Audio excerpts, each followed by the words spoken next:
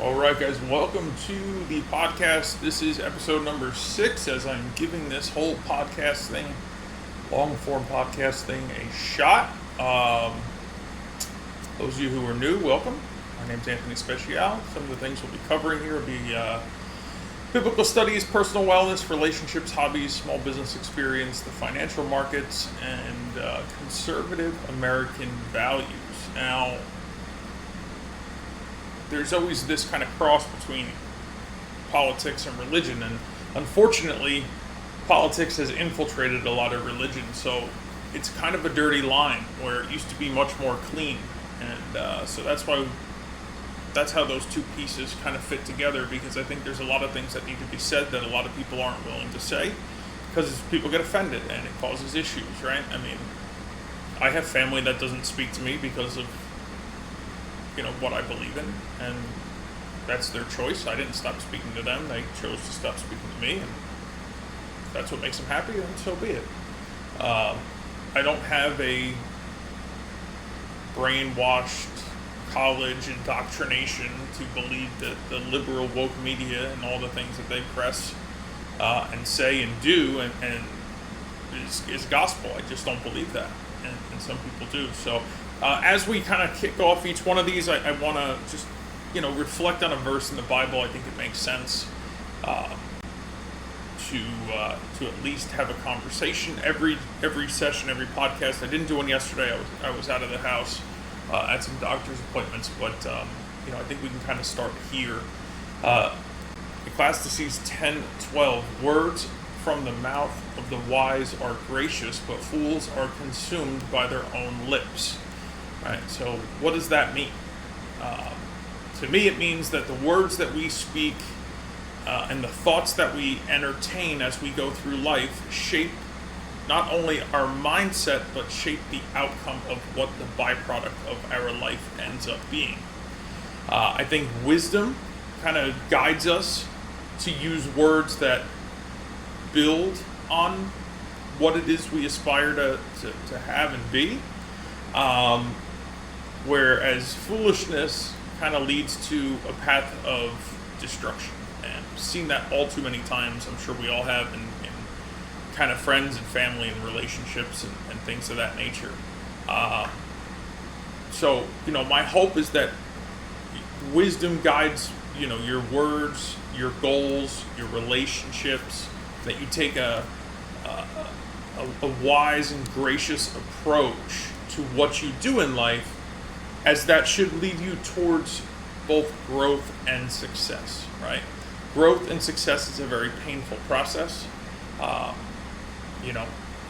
think that the more pressure that you can apply to yourself to find your breaking point, because most people are not willing to do that, is where the most amount of growth and adventure will happen inside of your life. It's no different than, I used to bodybuild. It's the same thing. Like, I had to push myself to failure in order to grow, and that comes also in life. You have to push yourself to the point where you can find where your failure is, otherwise you'll never know how strong you actually are.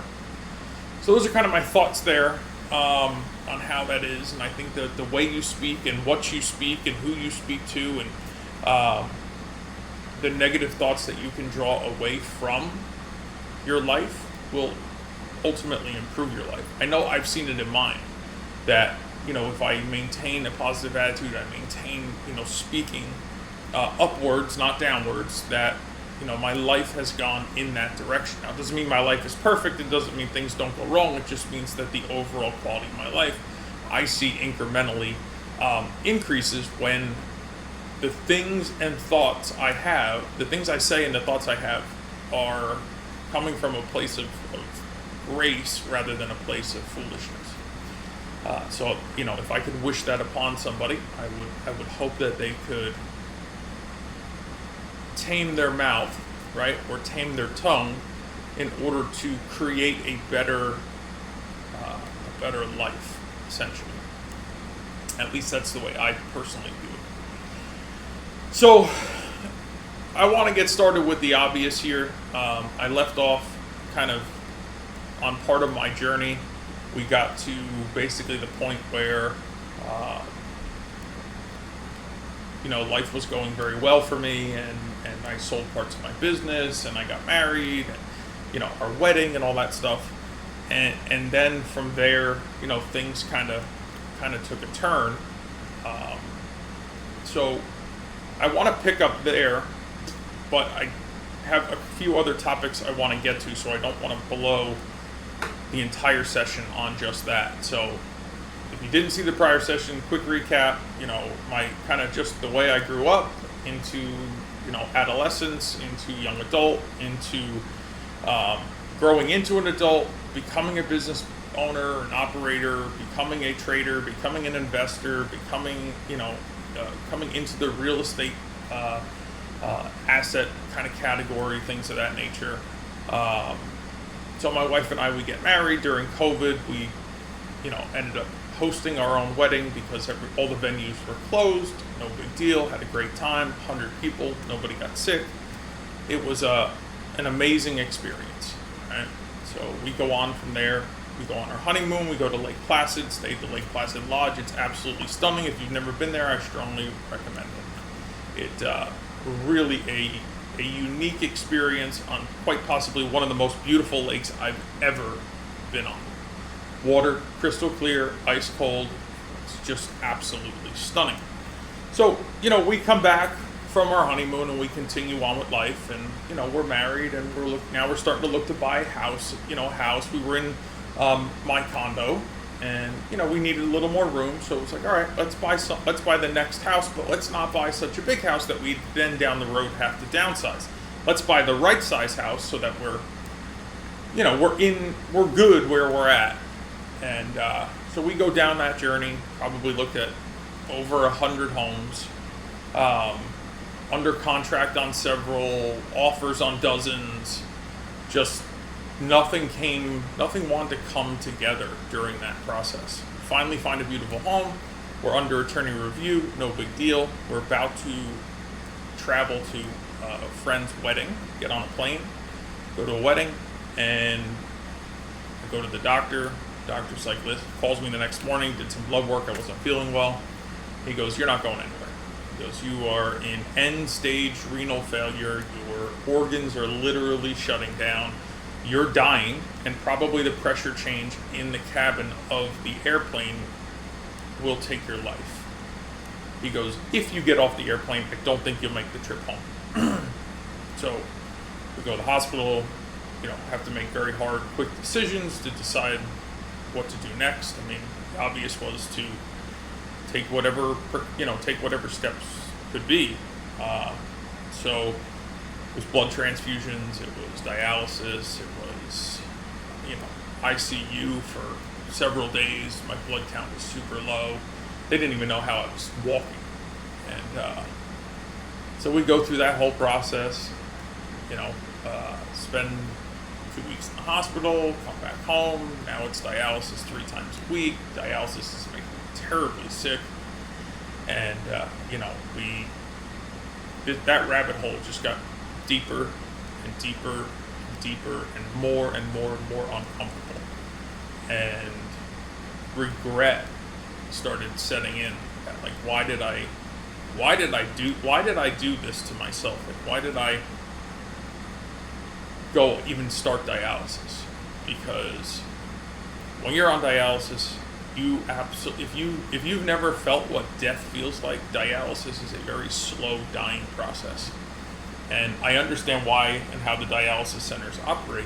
It's a money farm. I mean, literally money farm. Every seat is taken, and they do like 3 shifts or 4 shifts a day, whatever they do. It's crazy. So we're going through this and getting really, I'm declining very, very quickly. There is something called peritoneal dialysis, which is something that you do from home. They surgically implant a catheter inside of your stomach cavity, essentially, and then you do dialysis from home. It's extraordinarily uncomfortable, but you get to do it at home while you're in bed. Again, extraordinarily uncomfortable, a lot of sleepless nights. The machine would go off all night long. Both my wife and I went through just several years of hell dealing with that. we keep going down this journey, and my donor is 150% committed to give her kidney to whoever she has to in order to get me one. So we kill the home deal that we were under contract on. I get stabilized, start looking for more homes again. I'm just trying to find a place for my wife. God forbid I don't make it through this. Ball keeps rolling. 2 years go by. And every day I get closer to just giving up. Just don't want to do it anymore. Unplug the machine. Take a sledgehammer to it. I don't even care. Zero quality of life. Zero quality of life. So we come upon the home that we're in now. And, we make an offer. They accept the offer. There's some paperwork issues. Time goes by. Just as we're scheduling to close, we get a phone call from the hospital saying, hey, listen, we have a program that essentially your donor can give her kidney to a stranger, and in return you would get a live kidney, a live donated kidney out of the pool, essentially. So they had a fit for my donor, so her kidney went to Connecticut, my kidney came from California. She donates. We're in the process of moving into this house. They give us a call. Listen, in 2 weeks, you're scheduled. You're coming in. You get the transplant. Great. Now, there's just a flood of things that need to be done in order for them to go ahead and do this transplant. So they do it, and they cut me wide open, put the kidney in the front lower part of my stomach. Extraordinarily painful, very uncomfortable. Probably the hardest hospital stay I've ever had in my life. And I come home and I said to my wife, I'm not sure this was worth doing. And now, mind you, this is just a few weeks after having it done. And I'm now starting to sit there and question, did I do the right thing? Should I have not done this? Either way, it stays, right? We keep moving forward. I keep healing. Time keeps going on. Clock keeps ticking, so on and so forth. And, a few months in, I'm still at this point, trying to get my head from wanting to die every day to now wanting to live every day. And it was really a very difficult kind of journey. And I don't know that it's, I don't know, for myself, it was just really hard to kind of gravitate from, to read over 3 years, just praying every night that I would not wake up the next morning. To then getting to a point where I was healing and starting to get better, and still mentally I really wish I didn't do this. I wish things never got this far. And it was a hard battle, right? I've never had depression and anxiety. I've never been diagnosed for any of that. I've never had suicidal thoughts or anything like that. I just kept putting it in God's hands. I'm just don't wake me up tomorrow morning. Don't wake me up tomorrow morning. Don't wake me up tomorrow morning. I didn't want to make a decision, right? That. Who am I to play God? So this continues to kind of go on, and probably about 6 months in to the recovery, that's kind of when the shift perhaps started to come along.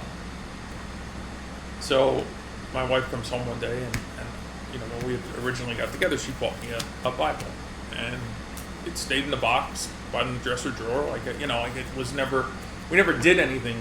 I never did anything with it. So one day she comes home and I'm reading it. She goes, I'm so happy. Why, what made you pick up the Bible? And I said, well, I'm trying to figure out why I'm still alive and why God didn't take my life. And she goes, well, you're probably not going to find the answer to that, but there's a good chance that you will find components of who you are and why you still exist. So, of course I got aggravated initially at that thought process. And I was like, well, I'll prove you wrong. Don't worry. I'll keep reading this. I'll keep reading this book until I figure it out. So I did, and I kind of went on this journey of continuing to read, continuing to study, to now, listening to lectures and things that could help me understand well beyond my capacity, understanding that the Bible is a very complex text. And, slowly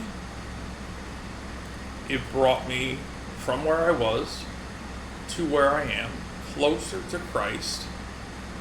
And now it's impossible for me to go a day without either reading or listening to a lecture or studying or even just taking enough time to get on my knees and pray. And the days that life gets crazy and I feel drawn away from the gospel, from Christ, it's normally not a good day for me. Right? And I say that because I get sucked into the reality of life, right? This petty thing, life, when really if I don't get drawn back to reading the Bible or listening to a lecture, it's very hard for me to have a great day, right? And it's not that I have a bad day, but it's just it's a very empty day for me if I don't listen or understand or read some component of the gospel in order to kind of complete it. Like this morning, I got up at 4:30 this morning, and I listened to a lecture for over an hour, and that's how I started my day.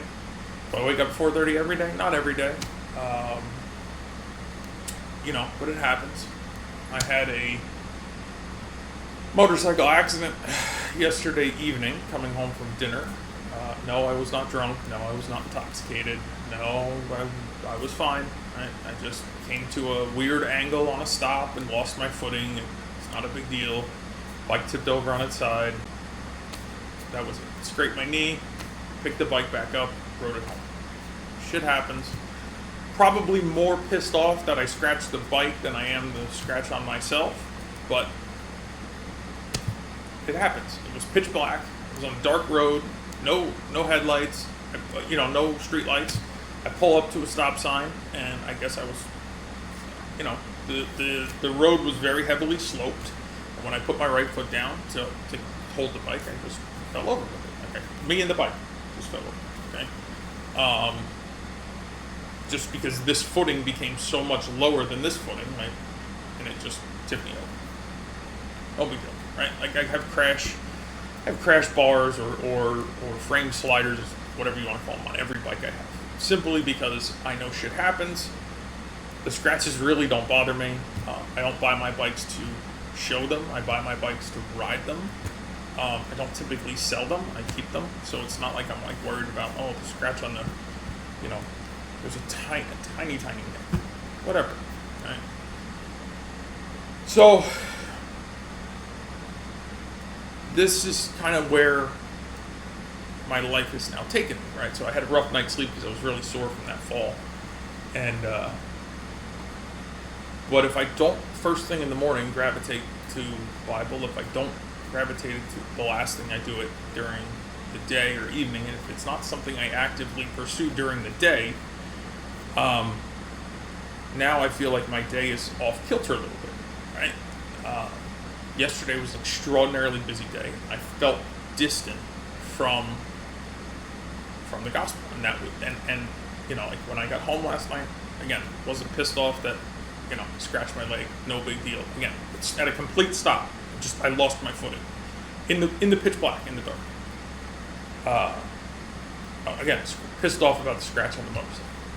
Whatever, life will go on, and where normally that would twist me in a way that I would be extraordinarily upset and be off kilter, I look at it as I didn't get hurt, nobody else got hurt. The bike has a scratch on a replaceable piece of plastic that's really not a big deal. I rode the bike home, it was perfectly fine, and I'm going to ride the bike later today. Listen, all things considered, probably not the worst thing in the world. Poop happens.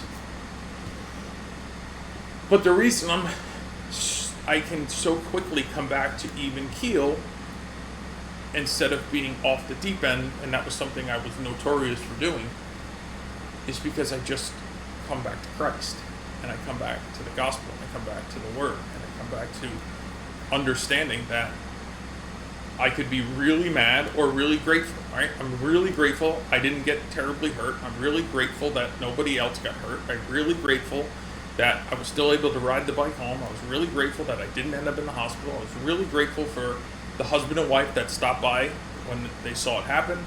He helped me pick the bike up. She was a nurse, cleaned the wound, the whole 9 yards, right? Like, really genuinely blessed based upon what transpired.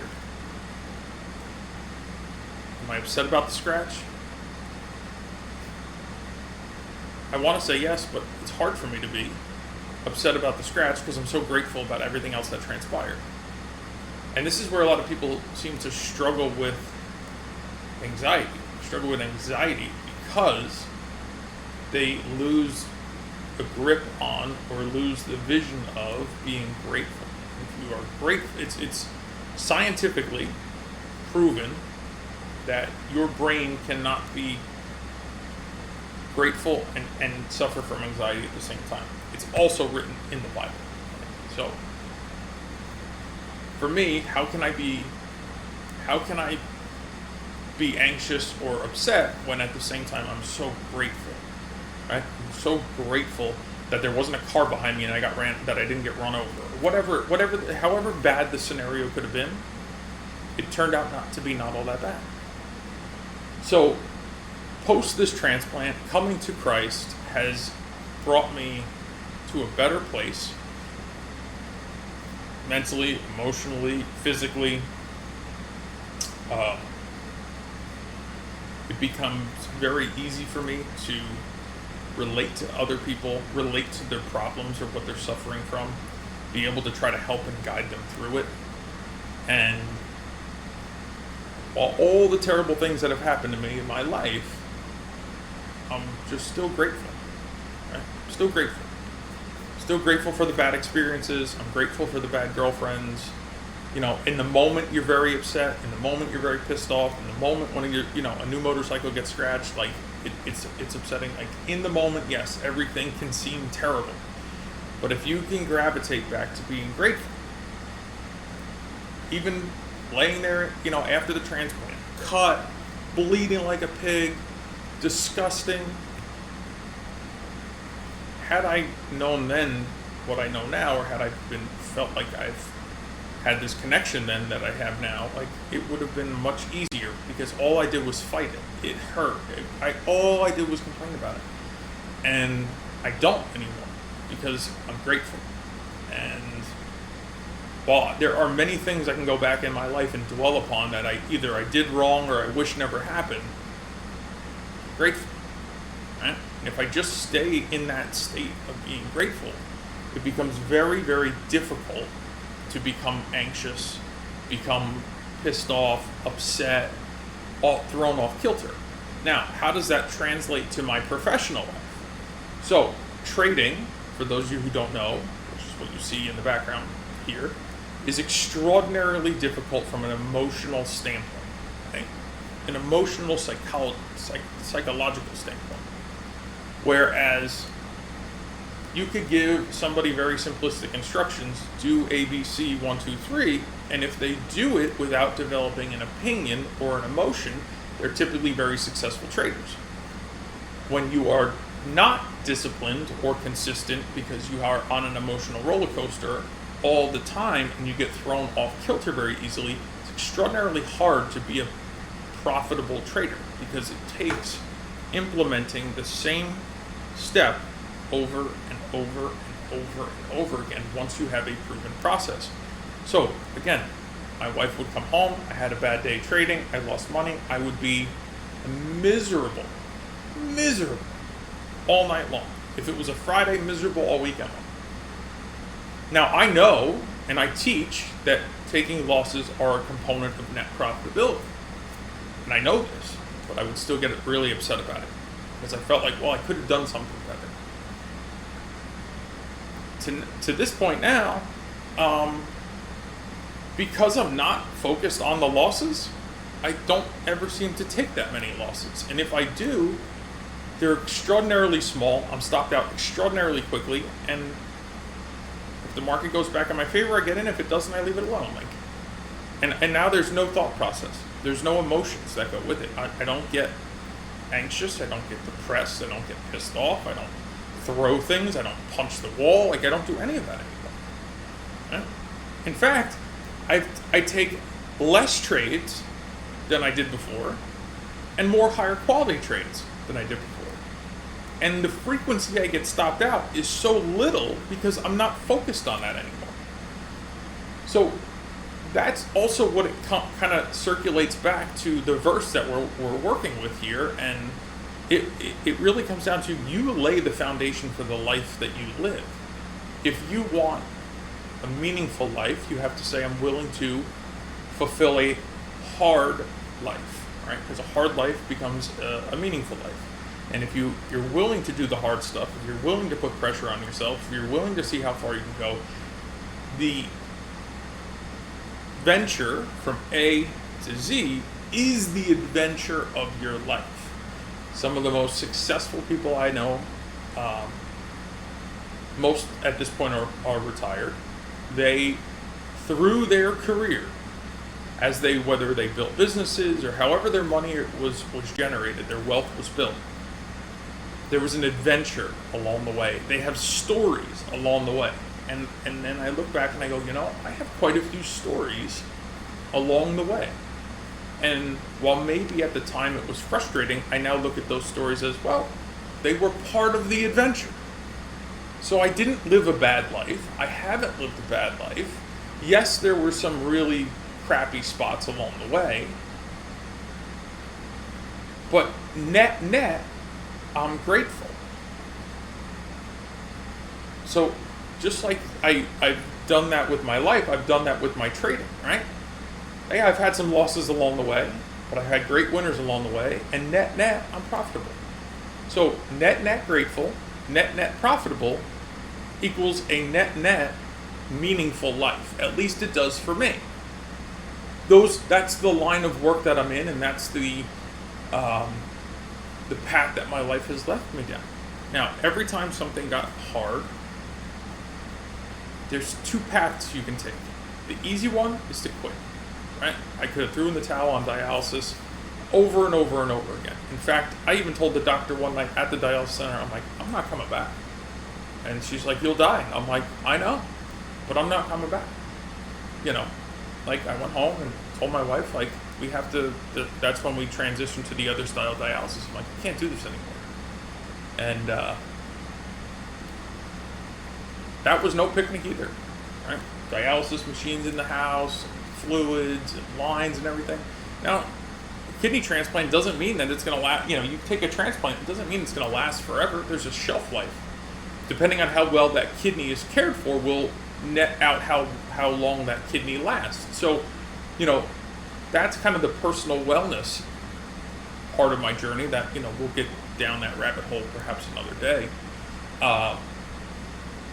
But yeah, that's what took me through the transplant and through not just my body healing, but my mind healing as well. And I didn't know if I was going to be able to get my mind to heal. And it wasn't until I picked up the Bible that I saw that starting to happen. So, when you are, before I got married, my sense of responsibility was purely to myself. And I always, and when I speak to young men, I kind of speak to this. If I could give you a piece of advice, and not that I would change anything about my life, or give my wife for anyone in the world, my life played out the way God wanted it to, and I'm okay with that. Did I fight him along the way? Of course I did. Have I repented for that? Of course I have. Am I going to screw up moving forward? Of course I will. I can guarantee that part. But I'm not disappointed in my life. I have an amazing wife. I have amazing businesses. I have amazing business partners. I have amazing friends and family. I have an amazing niece and nephew. I am extraordinarily grateful, right? Like we all can say, well, but I want this and I want that, and blah, blah, blah, right? Listen, when you get to the point in your life where you don't care about the next materialistic thing, life becomes very peaceful. Right? Like I told you guys, like I'm a motorcycle guy. I love motorcycles, right? I have 3 of them. I have 5 of them actually, including the 2 my wife have. And would my life be any less complete without any 1 or 2 or 3 of them? No, it really wouldn't make any difference. I have a bagger. I have an adventure bike or a travel bike, and then I have a street bike, a racing bike. Do I love them all? Yeah, but they're all different, and that's okay. And if I was missing 1 or 2 or that, whatever, like it doesn't matter to me. Like it's not that doesn't change my life. Just like yesterday evening, I told you I laid one down at a stop in the pitch black. The road sloped and the bike tipped over. Now I always put frame sliders or guards on them because I know that bikes are going to fall over. It happens all the time. I'm happy to fall over at a stop rather than taking a corner at a high rate of speed. 2 little nicks and the handguard got scratched. New handguards on the way. The 2 little nicks I'm going to live with as a reminder, right? Like it's happened on other bikes. If it's not catastrophically damaged, I'm not even going to address it because I buy my bikes to ride them. I don't buy my bikes to put them in the garage and wipe them down to wipe the dust off. No. Buy my bikes to ride them, right? And I keep them because I ride them. It's what it is. So I while it's materialistic, could I live without it? Of course, but it's part of the adventure. Right? If everything was perfect and easy, how much of an adventure would I have in my life? And I think the amount of adventure would be very minimal. My wife and I have overcome extraordinary obstacles. Her divorce was extraordinarily difficult. Her ex-husband is an extraordinarily bad person, right? Things he's done to other people is awful. And we had to get her away from that. We are dealing with, always dealing with family issues because family issues come about on both my side and her side. It's not easy. It's never easy. No matter how hard it gets, I always come back to being grateful, right? Whether it's work or whatever it is, everything in life is going to be hard. But if you're willing to endure the adventure, if you're willing to be grateful that the adventure is there for you to endure and that you're able to apply enough pressure on yourself to endure it, that's when things start to change. It's the same thing I teach my clients with trading as well. And the reason is because if they can't get past the emotional or psychological components of knowing that trading is a business of probability, most of them, unfortunately, will never be successful. Now, I focus on that very specifically because I know that that's what bridges somebody from consistent net profitability to non-net profitability. So I'm always hammering on the things that I needed to overcome. Because if I didn't overcome them, how am I going to help somebody else do it? So that's what's taken us to kind of where we are right now in my story. I know there's a lot of deep, intricate spots that I'll pick and choose, but I wanted to kind of get to that point here and now where we are today. And I wanted to kind of then shift gears a little bit and talk about this weekend. Right? I wasn't available yesterday. I want to talk about this weekend a little bit. And, the second assassination attempt on Donald Trump took place at his West Palm Beach golf course. Now, my question is, how did the shooter know that Trump would be playing that golf course that day?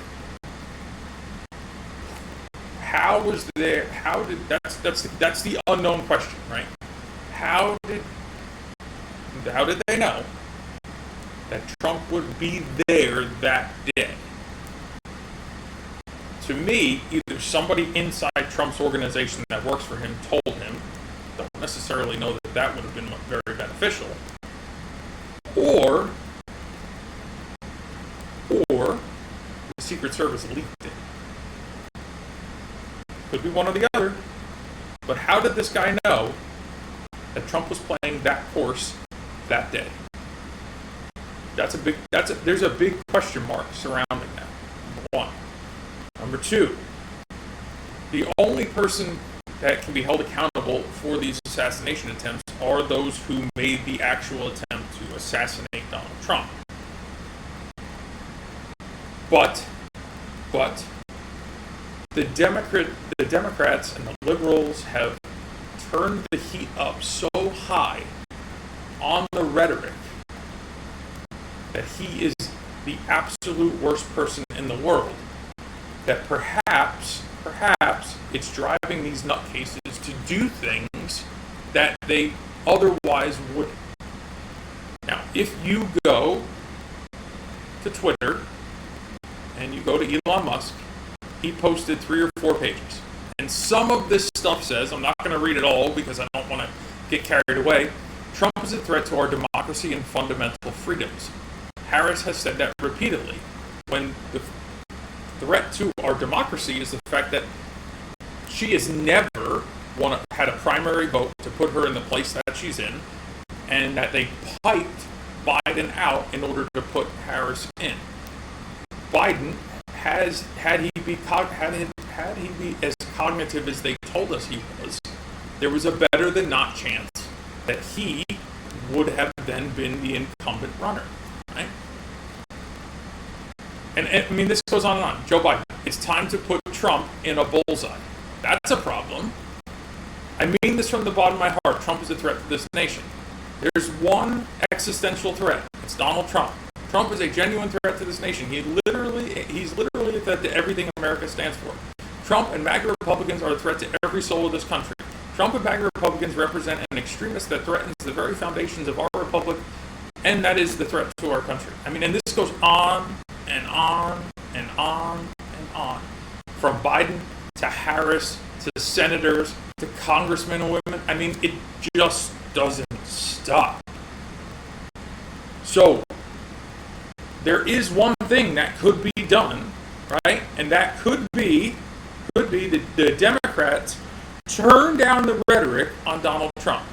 Donald Trump has already served a full term as President of the United States. If he was going to destroy this nation, he would have done it already. He didn't, and he won't do it again. Biden and Harris have destroyed this nation over the last 3.5+ years. That's a proven fact. Trump's record going into COVID, which is still very questionable, and we'll go down that rabbit hole as I keep saying, this country was doing the best it's done in probably decades, right?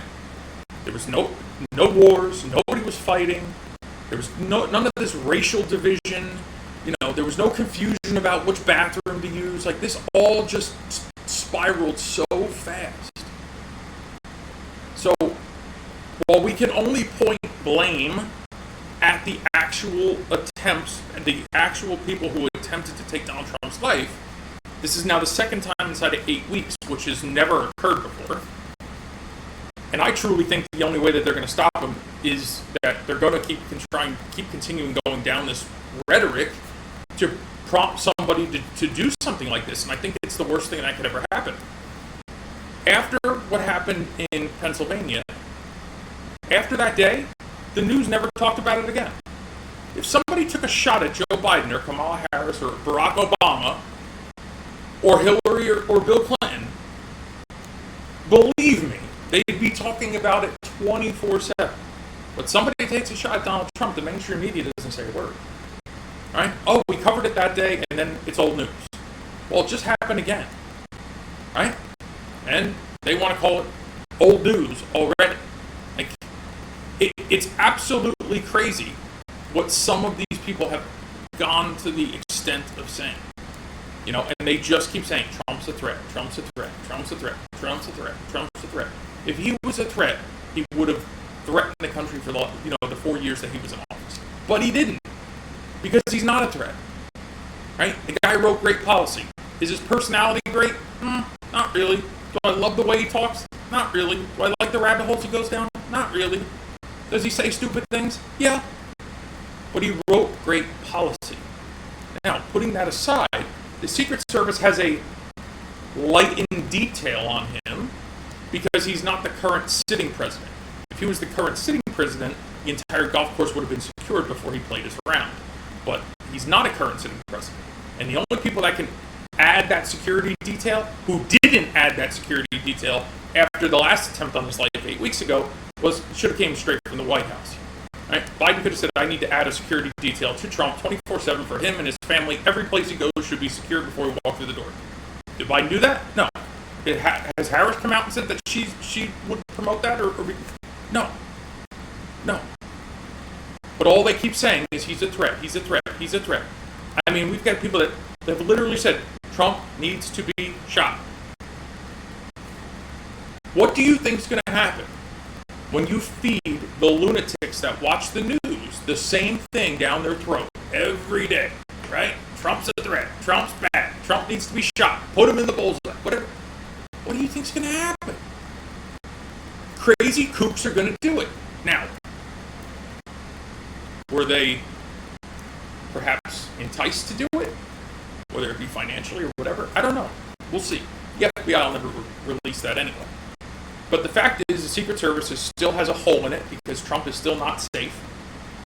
That's a fact. And again, I want to know, how did this guy know that Trump was playing that golf course that day? Either somebody inside Trump's organization that works there told him, or somebody who runs Trump's calendar, including his security detail, perhaps told him. I don't know which one it is. I can't make a presumption because I don't know.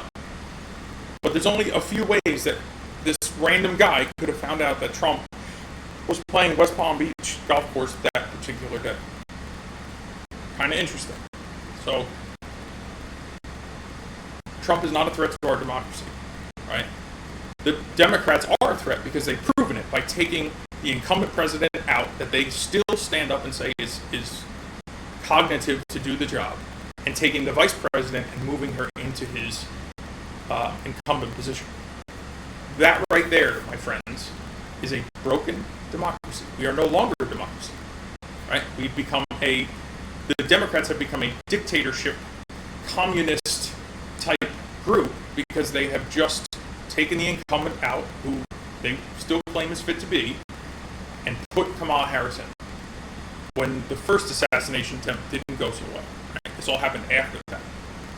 So the poor guy now has been shot at twice. God only knows how unsafe he and his family feel.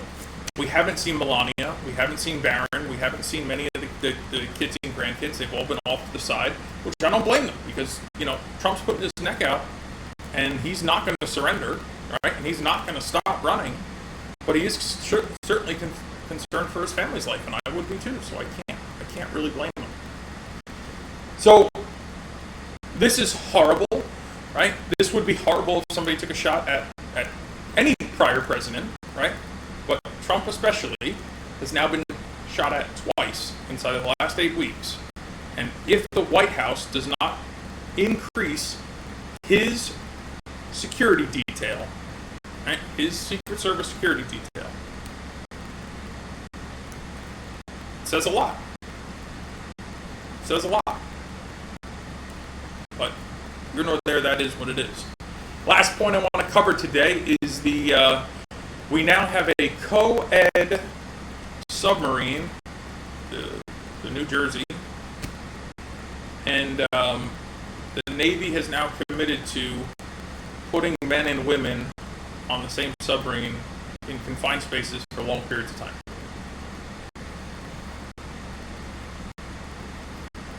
Are we going to be worried about operating the submarine, or are we going to be worried about taking turns on, the pretty girls? And I hope that's not the case, right? But I imagine the sexual activity on a submarine full of either men or women is probably very minimal, hopefully non-existent, right? But now when you put women in with men, confined spaces, long periods of time, I don't know. I don't know if that is, I don't know that this inclusion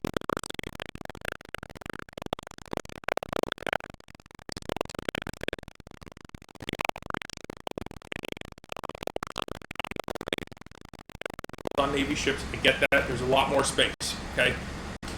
Whereas on a submarine, it is a lot less space. So it'll be interesting to see how that kind of plays out. But I don't necessarily know that was a step in the right direction. I don't. Not because I don't think women can't do the job. I just think that putting them, men and women, together in such a confined space could become very problematic. And it's not uncommon for men to fight over women, especially when there isn't a plethora of women to pick from. Right? See it all the time. So we'll kind of see how that. What I wanted to cover today, kind of just bring you guys up to speed on some of my thought process. Of course, recap a verse in the Bible. So I'll conclude with prayer as I normally do. Again, I don't know that I'm really good at praying on camera, but I'll try. So let's, Heavenly Father, we come before you today in prayer that our country be healed and united, that both presidential candidates be safe and secure, their families as well, as we go into this election season. There is no candidate, there's no person who should be a target of violence here or abroad, anywhere in the world. We know that hate exists. We know that harm exists. However, we ask of you, Father, in the name of your Son, Jesus Christ, to bring peace here, bring prosperity here, to help those in need, not only those in need, but those who are succeeding, to see your will first, to seek your Son, Jesus Christ, first, and to put our nation back under God, and that for this next 50 plus days, or however long it is to the election, that we get through this without any more violence in either direction. All right? In the name of your Son, Jesus Christ, we pray. Amen. So, we'll see. We'll see. 2 attempts on a prior president's life, presidential candidate, potentially the next president of the United States. And there has been much lack of an uproar, whereas we go back to, the Democrats keep going back to January 6th, where we know, based on evidence, that Capitol Police let people in. We know, based on evidence, that there were agitators there creating problems. We know that there was a lot of things that they don't want to talk about. And had there really been an insurrection, he would have been impeached for it, which he was not. So there was enough reason there for him not to be impeached. So that tells me that there was not an insurrection. He asked Pelosi to deliver put the National Guard in place. She declined it. And in fact, she declined calling the D.C. Police Department for quite a period of time to let things unfold. And that is not violence. The rhetoric coming out of the left is genuine violence. And it's not okay. It's not okay. Because if it was coming the other way, it would be, all over the place. People would be racist, white supremacist. They literally want to clean house, right? But this poor guy works day and night, puts more into it than probably any other president has, trying to play around the golf, trying to clear his head after getting shot at 8 weeks ago, and then he gets shot at again. Let's hope that both presidential candidates remain safe. Let's hope that we have a clean, fair election. Let's hope that the American people decide whether they want 4 more years of the last 4-year dumpster fire we've had, or they want 4 more years of trying to build back from that dumpster fire. We each have a vote. That vote happens inside of a closed voting machine or inside of a sealed ballot that's sent in. You should not hate your neighbor for who they voted for. While you may not disagree with them, the Bible teaches us that we should love each other like we love ourselves. And with that, I'll see you in the next episode. God bless and have a wonderful day.